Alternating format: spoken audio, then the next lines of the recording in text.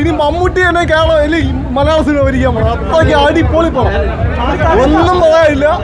ഇനി മമ്മൂട്ടിയുടെ യുഗവും ടർബോ അത്രയ്ക്ക് സെറ്റ് പടം, ഒന്നും പറയാനില്ല.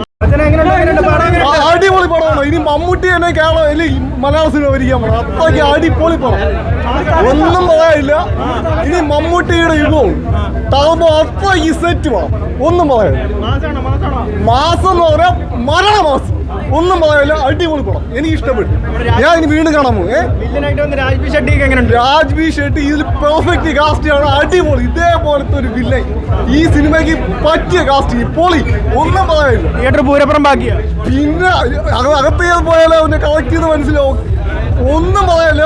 ഓരോ നിമിഷവും കോരിത്തരും. അടിപൊളി പടം, ഒന്നും മമ്മൂട്ടിക്ക സൂപ്പർ സൂപ്പർ, അടിപൊളി അടിപൊളി. ഓ അടിപൊളി അടിപൊളി.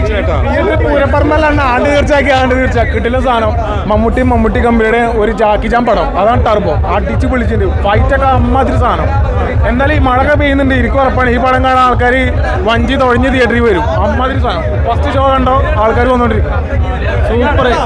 മമ്മൂക്കയും മിഥുൻ മാനുവൽ തോമസും വൈശാഖും കൂടെ ചേർന്നപ്പോൾ തിയേറ്ററിൽ ഇട്ടിയുടെ പൂരപ്പറമ്പാണ്. സൂപ്പർ പടം, അടിപൊളി.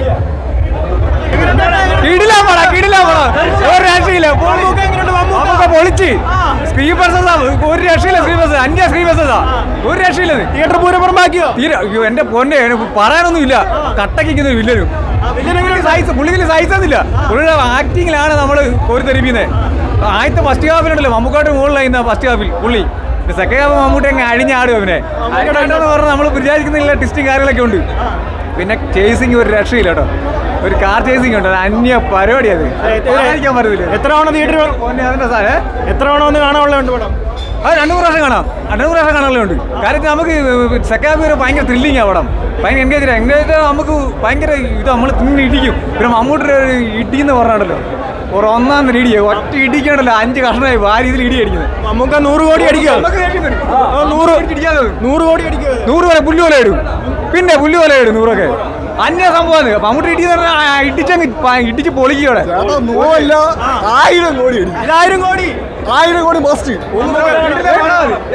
ഞാൻ ഇനി ഇതാണ് ഇത് ഇനി അടുത്ത വേറെ എങ്ങനെ പോയാലും ഒരു 20 ഒരു രക്ഷയില്ല. മമ്മൂട്ടിയുടെ യുഗം തുടങ്ങി. നമ്മൾ കണ്ട മമ്മൂട്ടി പടങ്ങളിൽ ഒരു വിജയ പടം നമ്മൾ കാണൂലേ? വിജയ പടം കാണുന്ന ഒരു ഗുമ്മില്ലേ, ഗുമ്മി ഈ സ്ക്രീൻ പ്രസൻസ് ഒന്നും പോയാലില്ല. അടിപൊളി, അന്യായം. ഇടിന്ന് പറഞ്ഞിട്ട് ഇടിച്ചിട്ടെങ്കിൽ പഞ്ഞിക്കിടുക.